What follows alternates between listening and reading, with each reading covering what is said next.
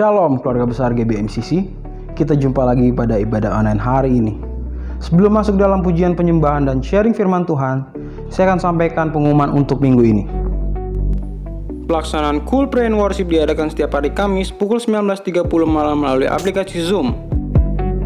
Youth Service Online diadakan setiap hari Sabtu pukul 7.30 malam melalui aplikasi Zoom. Untuk pelayanan pastoral, sementara waktu dilakukan melalui telepon dan WhatsApp. Untuk perpuluhan, misi, penginjilan, ucapan syukur, diakonia, dan lain-lain dapat ditransfer melalui BCA berikut ini.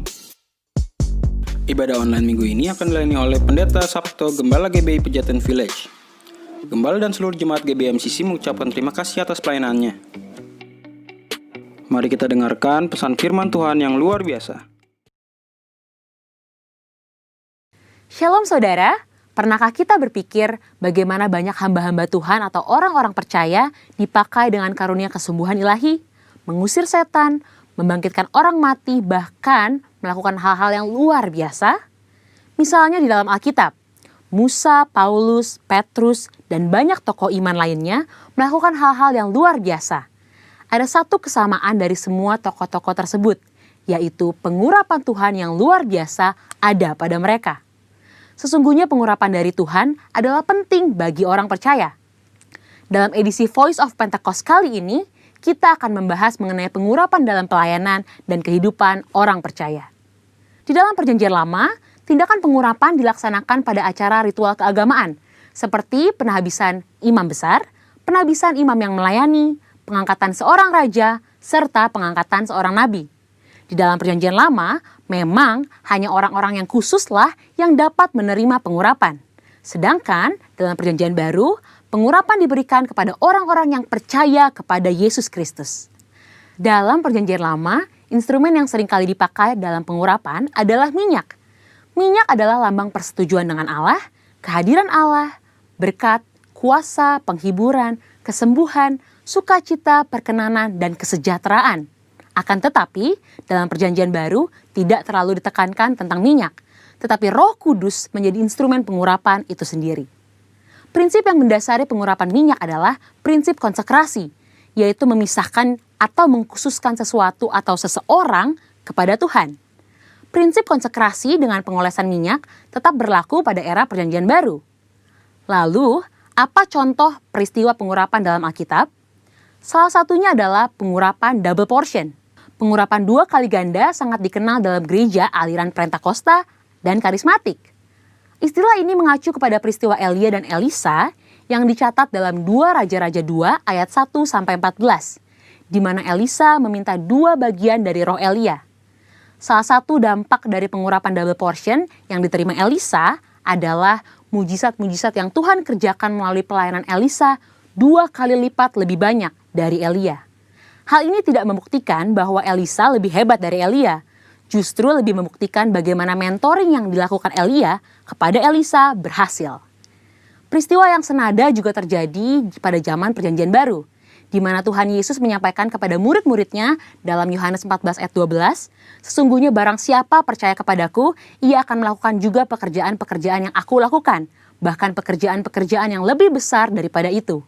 Maksud perkataan Tuhan Yesus bukan berarti orang percaya lebih hebat darinya, melainkan orang percaya akan melakukan pelayanan yang menjangkau lebih banyak orang, serta pelayanan kepada bangsa-bangsa non-Yahudi. Dengan perkembangan teknologi, internet, dan media sosial, kini semua pelayanan penjangkauan dimungkinkan. Roh Kudus memenuhi dan mengurapi orang percaya untuk melakukan pelayanan tersebut. Pengurapan double portion merupakan pengurapan untuk pelayanan yang lebih besar. Umumnya terjadi dalam konteks bapa rohani dengan anak rohani. Orang percaya yang merindukan pengurapan tersebut tentu harus membangun hubungan bapa anak dengan pemimpin rohani yang Tuhan Yesus tempatkan di atasnya. Selanjutnya, apa maksud dan tujuan dari pengurapan? Dalam Lukas 4 ayat 18-19 dijelaskan bahwa Yesus Kristus sebagai yang diurapi. Jikalau Yesus saja menerima pengurapan dari Allah, terlebih lagi kita sebagai orang percaya. Oleh karena itu, pengurapan harus disadari sebagai bagian dari perjalanan orang percaya dalam menjalankan panggilan Kristus. Dalam hidup setiap hari, Tuhan pun telah berkata bahwa Ia sebagai gembala yang baik akan mengurapi kepala orang percaya dengan minyak. Pengurapan yang diberikan kepada orang-orang percaya dalam era Perjanjian Baru bukanlah untuk tujuan keselamatan atau berkat secara jasmani, namun untuk tujuan pelayanan, yaitu pemberitaan Injil dan menyatakan kuasa Allah. Dan yang terakhir, pengurapan merupakan bagian tidak terpisahkan dari hidup orang percaya. Salah satu yang membedakan antara orang percaya dengan orang yang belum percaya adalah adanya pengurapan Tuhan dalam hidupnya. Sebagai pengikut Kristus, pengurapan bukanlah sesuatu yang asing, melainkan menjadi bagian yang penting dalam perjalanan iman dan keseharian kita. Dengan demikian, orang yang percaya kepada Kristus sudah seharusnya menjadikan pengurapan sebagai bagian yang penting dan tidak terpisahkan dari hidup mereka. Sekarang adalah era Pentakosta yang ketiga, di mana orang percaya menjadi the messenger of the third Pentecost. Dan pengurapan sungguh sangat kita perlukan untuk menuntaskan amanat anggungnya. Misi kerajaannya tidak dapat dilakukan dengan kekuatan kita sendiri. Jadi, kita jangan sampai melewatkan kesempatan untuk menerima pengurapan dari Tuhan melalui para pemimpin rohani kita.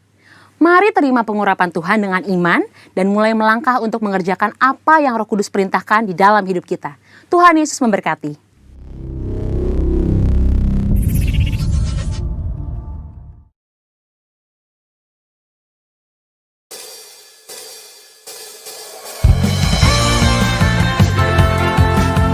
Kami naikkan pujian yang terbesar kami kepadamu Tuhan, sebab Kau Allah yang luar biasa dalam kehidupan kami.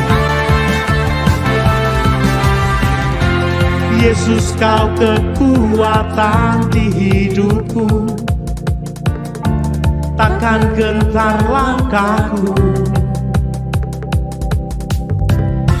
Kau angkat tanganku di saat ku jatuh, Kaulah sumber kuatku.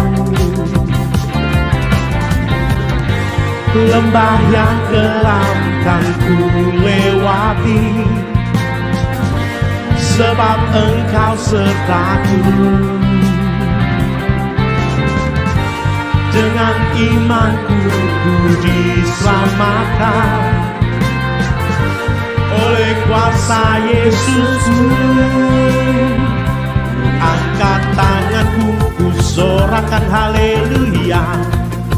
Namamu berkuasa, surga bumi nyatakan. Ku angkat tanganku, nyatakan Kau hebat, Allah yang perkasa, berkuasa selamanya. Oh, oh, oh, oh.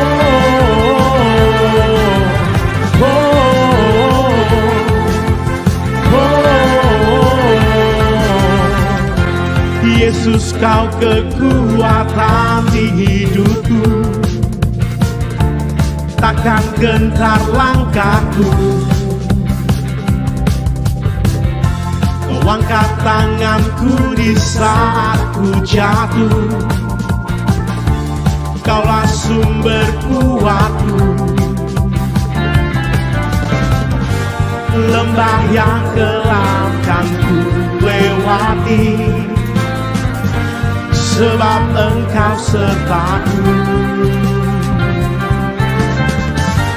Dengan imanku ku diselamatkan oleh kuasa Yesusku.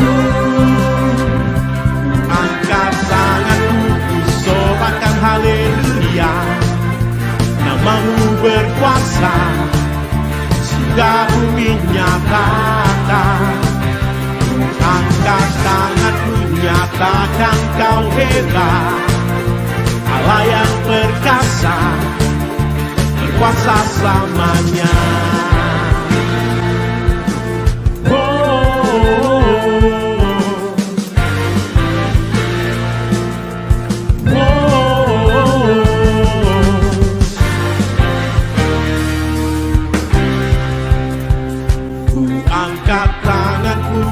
Sorakan haleluya, namamu berkuasa, surga bumi nyatakan. Ku angkat tanganku, nyatakan Kau hebat, Allah yang perkasa, berkuasa selamanya. Ku angkat tanganku, Tuhanku, ku sorakan haleluya. Namamu berkuasa, sudah bumi nyatakan. Angkat tanganku, nyatakan kau hebat. Allah yang perkasa, berkuasa selamanya. Allah yang perkasa, berkuasa selamanya.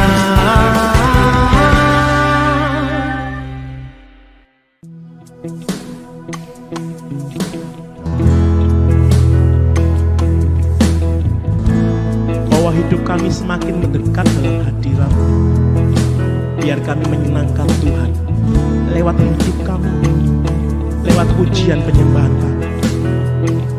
Terima kasih Tuhan.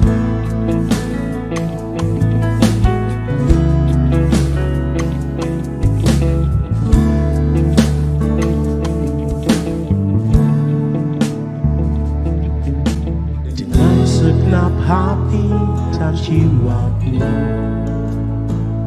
ku datang padamu dalam kerinduan. Kasih-Mu yang sanggup mengubahku dan menguatkanku dalam pengharapan. Yesus, Engkaulah permata hatiku. Dunia tak dapat menggantikanmu. Kemuliaan-Mu tercurah bagiku, menjadikanku indah dan semakin indah bagimu.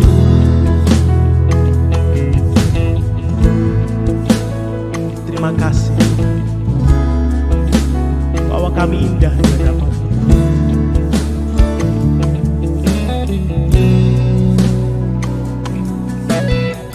Segenap hati dan jiwaku,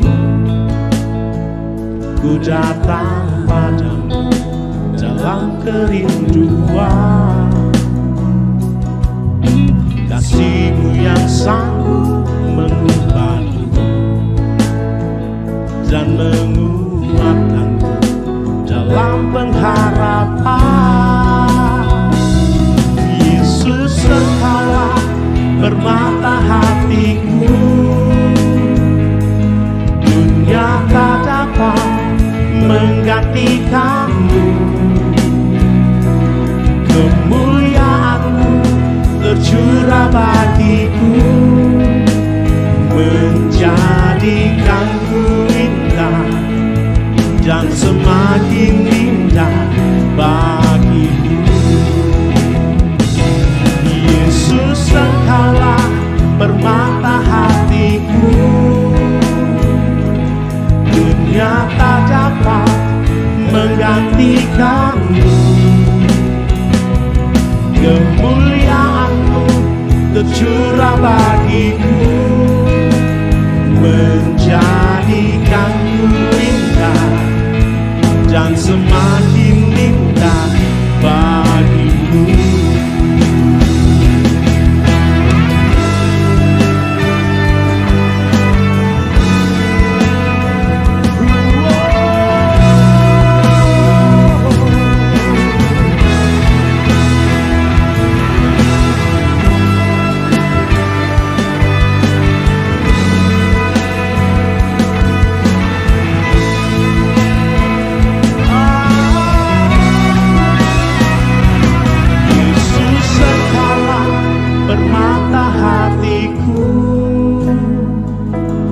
Dunia tak dapat menggantikanmu.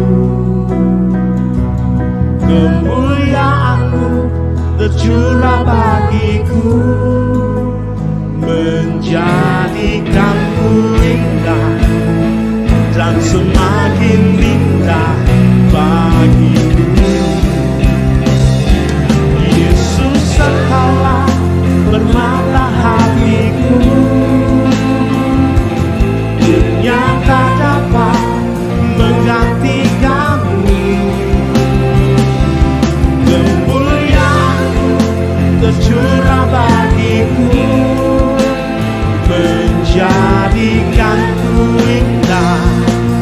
dan semakin indah bagiku.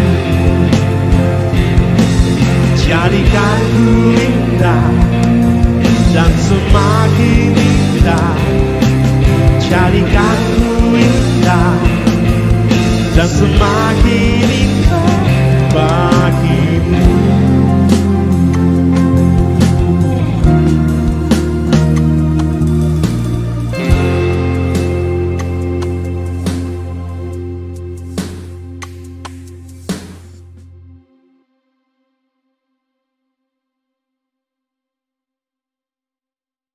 Berdoa untuk mengawali kita menerima berkat yang berasal dari Tuhan, firman yang menguatkan buat kita semua. Mari kita berdoa. Tuhan, terima kasih untuk kami hari ini masih tetap ada dalam ibadah-Mu. Kami tetap ada dalam hadirat-Mu.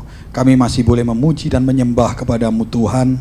Engkau berikan kami kesehatan, Engkau berikan kami keluarga untuk kami tetap menyembah kepada Allah yang benar, Yesus Kristus namanya. Terima kasih Tuhan, biarlah kami menyiapkan hati kami dengan terbuka sebagai tanah yang baik untuk taburan benih-benih ilahi untuk bertumbuh dalam kehidupan kami. Urapi kami semua, urapi kami yang di rumah-rumah, urapi kami semua yang mendengar dan melihat dalam nama Yesus. Firman-Mu itu akan memberikan kekuatan dalam hidup kami, bertumbuh dalam kehidupan kami untuk menjadi berkat bagi banyak orang di sekitar kami. Dalam nama Yesus, mari kita semua yang siap diberkati dengan perkataan Tuhan. Mari katakan bersama-sama, amin. Shalom saudara semua yang ada di rumah-rumah. Kita sudah memasuki minggu ketiga. Saudara semuanya sehat, semuanya saya berdoa semuanya sehat, semuanya bahagia, semuanya tidak berkurang, sekalipun pandemi ini membuat kita secara ekonomi berkurang, secara kesehatan berkurang, tapi saya percaya iman kita justru akan semakin naik, tidak menjadi turun. Iman kita akan menuntun kita untuk kita tidak mudah kalah dan terus akan menjadi pemenang. Nah saudara, hari-hari ini kita memang betul-betul harus mulai memperhatikan sungguh-sungguh tentang kerohanian kita. Karena kalau kita hanya memandang dengan mata jasmani, kita akan jadi orang yang kalah. Kalau kita hanya mengandalkan yang jasmani yang kita lihat dan kita alami di dunia ini, kita akan menjadi kalah. Tapi kalau saudara dan saya punya roh yang kuat untuk memperhatikan bukan hanya perkara jasmani yang kelihatan dengan mata jasmani kita, tapi kita juga memperhatikan kerohanian kita, memperhatikan dengan mata rohani, memperhatikan dengan iman percaya bahwa ada yang kita percayai, Tuhan yang menyertai kita, Yesus Kristus namanya. Sekalipun dia tidak kelihatan, juga rohnya yang menyertai kita, Roh Kudusnya yang menyertai kita. Sekalipun juga tidak kelihatan, tapi kita mampu melihat dengan mata rohani kita, mampu merasakan dengan iman percaya kita bahwa ada tangannya yang perkasa yang berbuat atas hidup kita. Nah saudara, hari-hari ini kita harus mengandalkan ini dalam kehidupan kita. Bukan hanya dengan mata jasmani, tapi juga dengan mata rohani, mata iman kita. Untuk semakin hari-hari ini semakin mengasihi Tuhan, semakin percaya kepada Tuhan, semakin mengandalkan Tuhan. Dan itu harus dibangun, itu harus ditingkatkan, itu harus dilatih. Dalam suasana pandemi, suasana yang mengalami kesulitan, suasana dalam sakit penyakit di sekitar kita, itu justru yang akan membuat kerohanian kita meningkat kalau kita tahu, kalau kita terus percaya, kalau kita semakin mengasihi Tuhan, semakin mengandalkan Tuhan, bahwa dialah pelindung kita, dialah segala-galanya dalam hidup kita. Nah hari ini kita akan belajar, kita akan melihat dari surat Paulus kepada jemaat di Korintus. Saudara, bagaimana kita ini bahwa roh memang penurut tetapi daging kita lemah. Maka kita hari-hari ini bukan membangun yang kelihatan daging kita yang fana ini, tetapi kita juga membangun roh kita yang penurut itu. Nah, hari-hari ini kita diajar banyak untuk mengandalkan, melihat dengan cara rohani, karena dengan jasmani membuat kita akan menjadi lemah dalam suasana dunia yang penuh dengan badai hari-hari ini. Kita tidak boleh kalah dengan dunia. Saudara dan saya tidak boleh kalah dengan dunia. Banyak persoalan, banyak masalah, banyak rintangan, banyak hambatan. Tapi saudara dan saya menjadi anak Tuhan yang memang sulit menjalankan hidup kita hari-hari ini. Tetapi bukan berarti kita menjadi lemah. Tapi memang sulit, tapi kita bisa. Memang gak gampang, memang susah. Tetapi pasti kita bisa lalui. Karena kita bersama dengan Allah yang perkasa yang menyertai saudara dan saya. Nah saudara, kita akan melihat dari 2 Korintus 4. 2 Korintus 4 ayat 17 sampai 2 Korintus 5 ayat yang ke-10. Nanti selesai saudara ibadah streaming ini, maka saudara bisa mengulang baca kembali kitab kita. Tetapi saya akan lihat ayat per ayat untuk kita menarik pelajaran daripada surat Paulus kepada jemaat di Korintus ini. Yang pertama, mari kita lihat di dalam suasana, di dalam kehidupan kita saat ini, maka kita tidak boleh kalah dengan dunia. Maka kita harus membangun kerohanian kita. Bagaimana kita membangunnya? Mari kita lihat. Kita mempercayai. Mari kita baca firman Tuhan ini dari 2 Korintus 4 ayat yang ke-17. Dikatakan demikian. Sebab penderitaan ringan yang sekarang ini mengerjakan bagi kami kemuliaan kekal yang melebihi segala-galanya, jauh lebih besar daripada penderitaan kami. Sebab kami tidak memperhatikan yang kelihatan, melainkan yang tak kelihatan, karena yang kelihatan adalah sementara, sedangkan yang tak kelihatan adalah kekal. Mari, ini poin yang pertama yang saya ingin share dengan saudara dan saya, yaitu bagaimana kita menjadi umat pemenang, bagaimana kita tidak mudah kalah. Dikatakan oleh Paulus kepada jemaat di Korintus, kita dikuatkan lewat penderitaan. Saudara dan saya yakin dan percaya, lewat penderitaan yang sedang kita hadapi hari-hari ini, mungkin penderitaan ekonomi, mungkin penderitaan fisik kita karena sakit, mungkin penderitaan keluarga kita karena kita sedang tidak harmonis, atau apapun itu alasannya, kita bisa berkatakan bahwa saya menderita. Tapi hari ini poin pertama yang ingin saya bagikan dari surat Paulus ini kepada jemaat Korintus, bahwa penderitaan itu akan membuat kita menjadi kuat. Kita ditempa, tergantung respon kita terhadap situasi di sekitar kita, terhadap badai di sekitar kita. Bagaimana kita meresponi daripada kesulitan, hambatan, tantangan, penderitaan, kesulitan untuk kita berjalan di dunia ini. Mari, respon kita. Saya berdoa saudara dan saya mampu meresponi dengan mata rohani yang benar. Kita percaya dengan sungguh-sungguh, kita beriman dengan sungguh-sungguh, kita berserah, bukan menyerah, tapi berserah sungguh-sungguh kepada Tuhan yang menyertai saudara dan saya, yang menuntun saudara dan saya, yang mengarahkan, mengajar kepada saudara dan saya. Saudara, itu respon yang harus kita miliki. Saudara, kita tidak boleh menyerah, kita harus berjuang. Kita tidak boleh kalah, tapi harus kita berjuang. Saudara, seperti wanita yang sakit pendarahan. Saudara, wanita di dalam Alkitab, di dalam Lukas 21 ayat 3, bagaimana wanita ini mengalami penderitaan yang luar biasa. Dia mengalami sakit penyakit.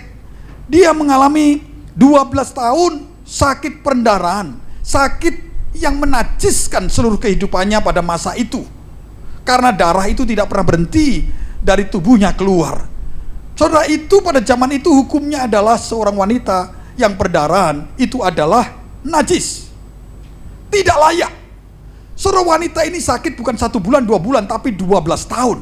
Dia pergi ke semua tabib, semua hartanya dia sudah lakukan dengan kekuatan dia untuk saudara kesembuhannya. Tapi saudara, dia tidak mendapatkan kesembuhan sekalipun dia sudah menjual seluruh hartanya.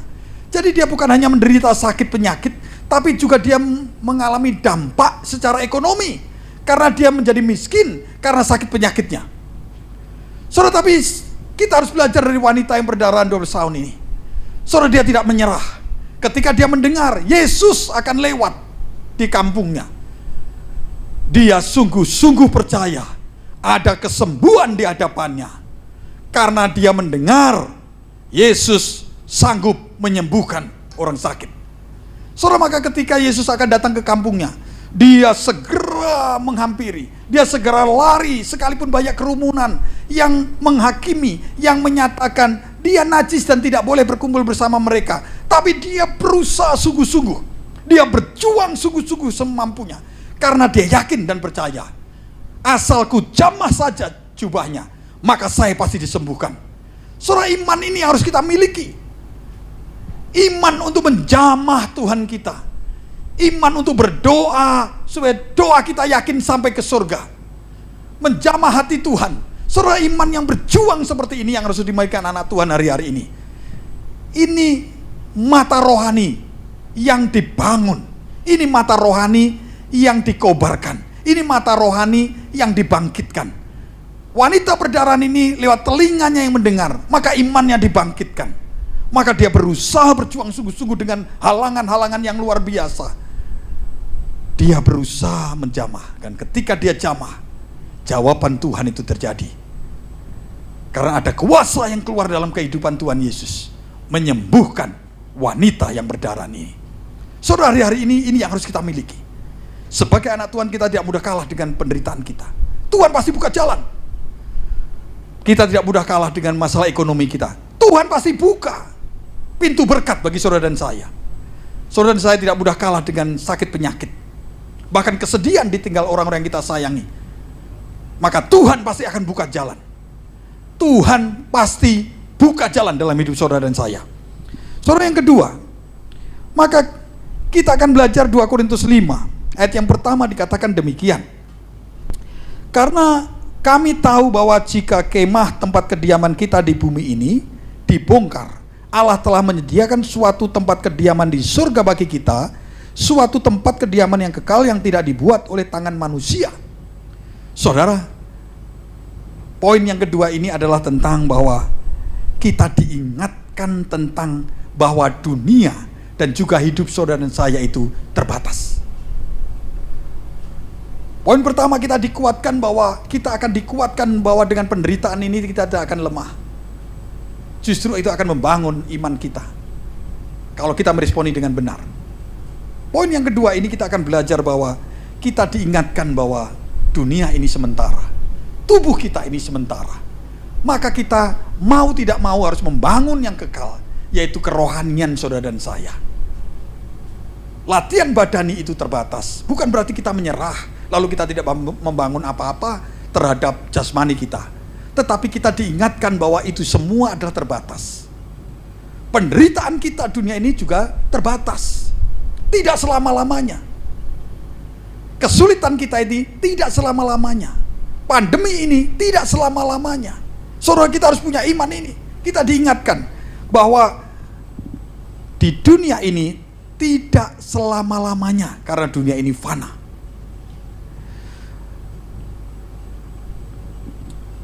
Mari kita melihat kepada Allah saudara dan saya, Gembala yang agung,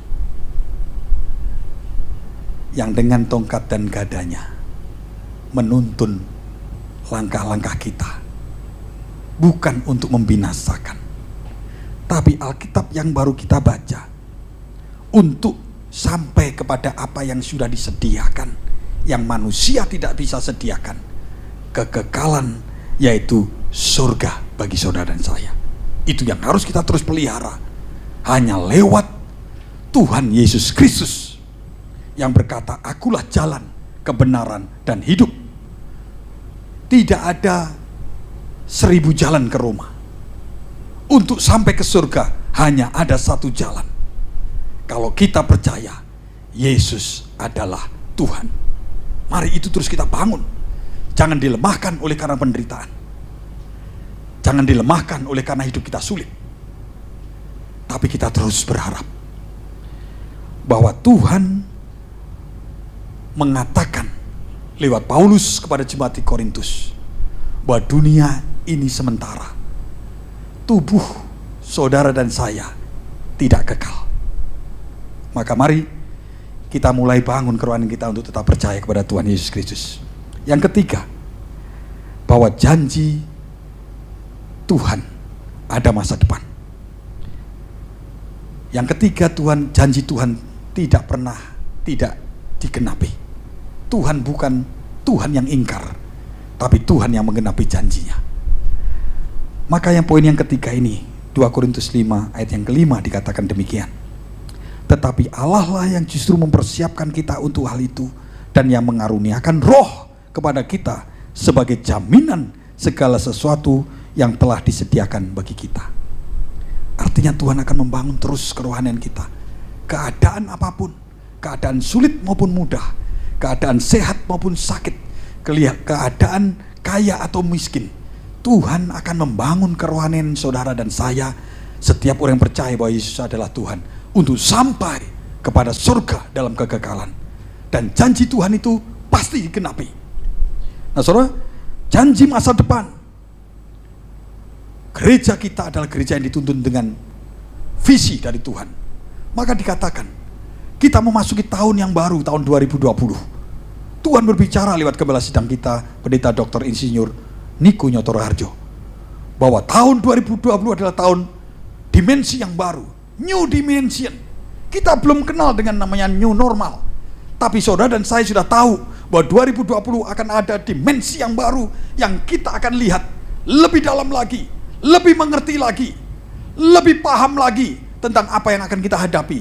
Dan ketika ada pandemi ini, Tuhan itu seperti sudah menyiapkan dan menuntun langkah-langkah kita sebagai gereja untuk sampai kepada tujuan Tuhan. Bahwa janji Tuhan di dalam 2 Korintus ayat 3:18 dalam dimensi yang baru dikatakan, dan kita semua mencerminkan kemuliaan Tuhan dengan muka yang tidak terselubung. Dan karena kemuliaan itu datangnya dari Tuhan yang adalah roh, maka dikatakan, maka kita diubah menjadi serupa dengan gambarnya dalam kemuliaan yang semakin besar. Saudara, artinya saudara dan saya akan diubah dalam kemuliaan semakin besar. Untuk apa? Bukan hanya saudara dan saya untuk bisa menjadi berkat bagi banyak orang, kesaksian, messenger daripada Pentakosta yang ketiga. Tapi saudara dan saya akan diubah untuk semakin dekat dengan surga, untuk semakin yakin, untuk semakin pasti punya keyakinan dan kepastian bahwa saudara dan saya pasti akan mengakhiri sampai kepada surga. Jangan dilepaskan dan jangan diabaikan. Bangun kerohanian kita. Yang percaya katakan amin. Mari kita berdoa di hadapan Tuhan. Tuhan, hambamu berdoa untuk umat Tuhan di rumah-rumah. Saudara, mari kita dengan sungguh-sungguh kita arahkan hati kita kepada Tuhan. Kita berdoa bahwa doa kita sampai ke surga. Tuhan hadir di rumah-rumah. Tuhan kuatkan lewat penderitaan yang sedang kami alami. Kuatkan, biarlah kami meresponi dengan benar untuk semakin percaya, semakin beriman bahwa usaha manusia akan menjadi sia-sia. Tapi kalau bukan Tuhan yang membangun, kalau bukan Tuhan yang menyertai kami, kalau bukan Tuhan yang merancang hidup kami dan langkah kami, untuk kami bukan menyerah, tapi kami berserah kepada Tuhan, karena Engkaulah segala-galanya bagi hidup kami. Kami tahu bahwa di dunia ini kami sementara. Tubuh kami adalah kemah yang suatu hari akan dibongkar. Tapi biarlah roh kami terus menyala-nyala, melayani-Mu Tuhan. Engkau pakai untuk menjadi berkat bagi orang lain. Kuatkan kami Tuhan, berkati hidup anak-anak-Mu semua. Kami pegang janji-Mu Tuhan, bahwa kami tidak selama-lamanya dunia itu menderita. Karena janji-Mu Tuhan, rancangan-Mu bahwa kami akan dibawa dari satu kemuliaan kepada kemuliaan yang lain. Janji-Mu bahwa rancangan-Mu bukan kecelakaan, tapi damai sejahtera, sukacita, masa depan yang penuh dengan pengharapan. Biarlah kami terus memiliki pengharapan bahwa Tuhan kami ada, Tuhan kami mengasihi kami, Tuhan kami bukan rancangan kecelakaan. Tuhan kami adalah gembala yang agung yang menuntun kami kepada air yang tenang, rumput yang hijau di dunia ini. Untuk kami terus punya iman yang semakin hari semakin sungguh-sungguh, semakin hari semakin meningkat. Hidup kami dipenuhi dengan kemuliaan, dari satu kemuliaan kepada kemuliaan yang lain, dan semakin dibangun oleh Tuhan, semakin mendekat kepada Tuhan, dan semakin mendekat kepada surga. Terima kasih Tuhan, berkati dan urapi anak-anak-Mu dalam nama Yesus. Biarlah minggu ini kami lewati dengan sukacita dan damai sejahtera, dengan berkat-berkat berasal dari Tuhan. Dalam nama Yesus kami berdoa. Haleluya. Amin. Orang yang duduk dalam lindungan yang maha tinggi dan bermain dalam naungan yang maha kuasa akan berkata kepada Tuhan, tempat perlindunganku dan kubu pertahananku, Allahku yang kupercayai. Sungguh, Dia yang akan melepaskan engkau dari jerat penangkap burung, dari penyakit sampar yang busuk. Dengan kepaknya Ia akan melindungi engkau, di bawah sayapnya engkau akan berlindung. Kesetiaannya ialah perisai dan pagar tembok. Engkau tak usah takut terhadap kedahsyatan malam, terhadap panah yang terbang di waktu siang, terhadap penyakit sampar yang berjalan dalam gelap, terhadap penyakit menular yang mengamuk di waktu petang. Walau 1000 orang lebah di sisimu dan 10.000 di sebelah kananmu, tetapi itu tidak akan menimpamu. Engkau hanya menontonnya dengan matamu sendiri dan melihat pembalasan terhadap orang-orang fasik. Sebab Tuhan ialah tempat perlindunganmu, yang maha tinggi telah kau buat tempat perteduhanmu. Malapetaka tidak akan menimpa kamu, dan tulah tidak akan mendekat kepada kemahmu. Sebab malaikat-malaikatnya akan diperintahkannya kepadamu, untuk menjaga engkau di segala jalanmu. Mereka akan menatang engkau di atas tangannya, supaya kakimu jangan terantuk kepada batu. Singa dan ular tedung akan kau langkahi, engkau akan menginjak anak singa dan ular naga. Sungguh hatinya melekat kepadaku, maka aku akan meluputkannya.